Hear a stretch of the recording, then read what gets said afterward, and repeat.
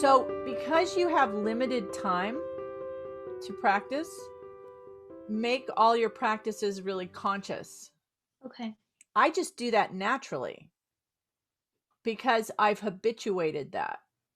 Because each time you open your throat and you hook into your lower body and you take a good breath, you're training your muscles to do that. So what you want to start doing is habituating a good deep breath and a good open throat, because then anytime you sing, even if you're just singing for fun, you're going to be doing that. So go ahead and do whatever vocal slides you'd like to do.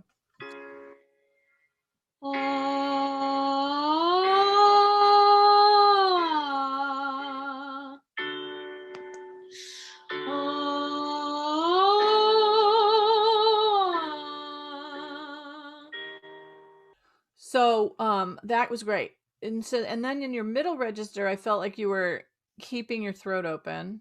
And then when you got to the upper register, it got a little more where you were getting a little tighter. So one thing with this exercise, the first thing is that you don't want to think about it as going to the high note.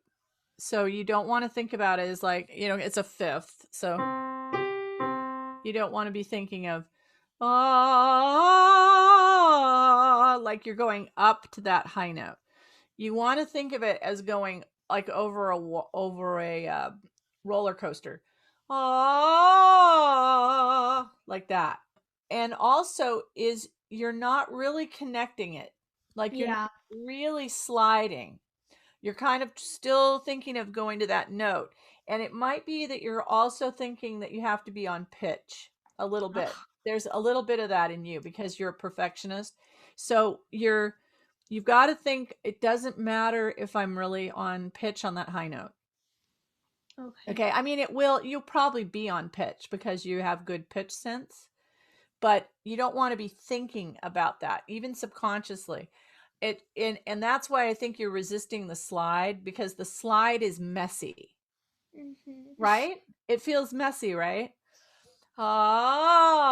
It feels too undefined for you, and you like definition. So you have to let it happen. You've got to let it just be undefined and messy. Okay. So maybe if it's a little faster, it'll be easier for you to kind of let go. And then when you get higher, what you want to think about is just releasing the jaw. Okay. And what'll happen, and not opening the jaw. So I'm not talking about opening the jaw. I'm talking about just releasing that muscle right there. So if you're just going, I'm just going, blah, and so I'm releasing it back. And then I'm letting my voice just go.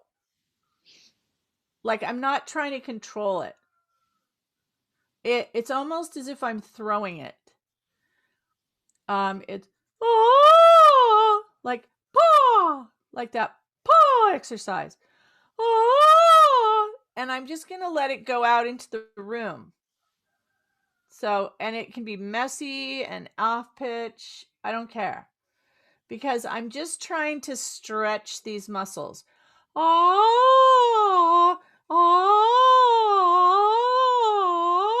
You want to think of it as really elastic. So you're stretching here, elastic. Sometimes I think of this like a rubber band, and I'm just stretching it. Like that. And then my vocal folds, they're stretching like a rubber band too. Because what people will do, they'll lock their larynx up there, or they'll lock it down. You don't want to lock it. You want it to move freely. Okay, so that's what the slide is. The slide is this idea that everything is moving, all the parts are moving, and it's stretching like a rubber band. Okay, so everything's stretching this way, this way. So if you think of everything kind of stretching away from the middle, like, because when you lift your larynx, then you're going to the middle and you're holding it.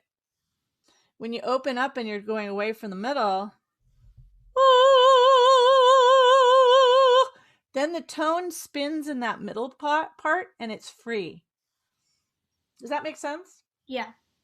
Okay, so try this now, and the idea is that you're stretching as you go up to that high note, and you're just letting it go, and it's like a roller coaster, and it's messy.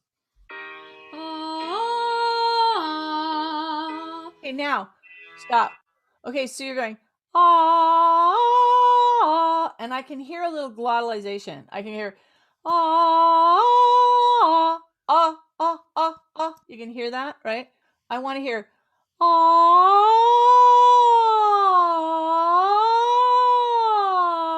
There's no glottal. You don't want to activate this. This needs to stay open and relaxed. Ah. If I go ah, I'm moving that.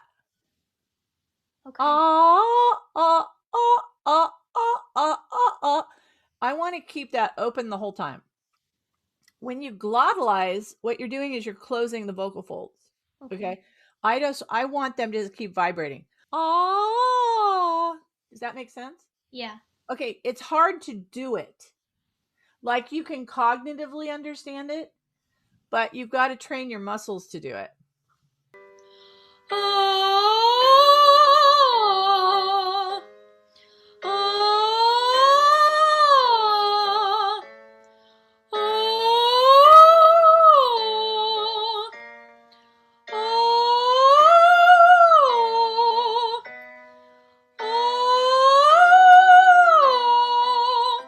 Now, I think you felt that feeling of, oh, right?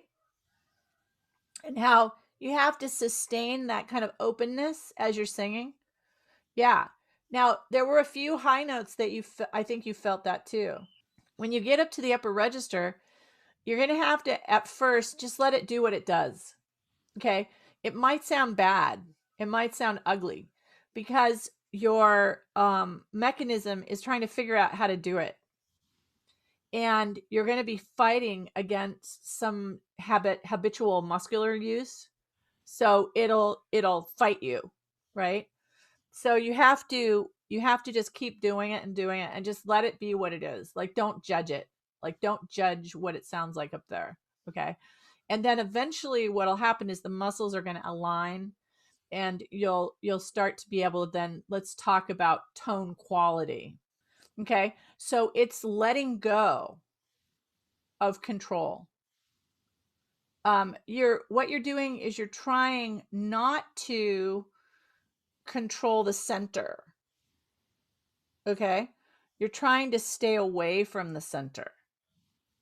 So you are controlling the fact that you're keeping away from the center, right? That is something you're controlling, but you're not controlling your pitch. Okay. Or with your throat. Okay? You can control your pitch with your mind. If you habituate some really simple things in singing, it really makes a huge difference.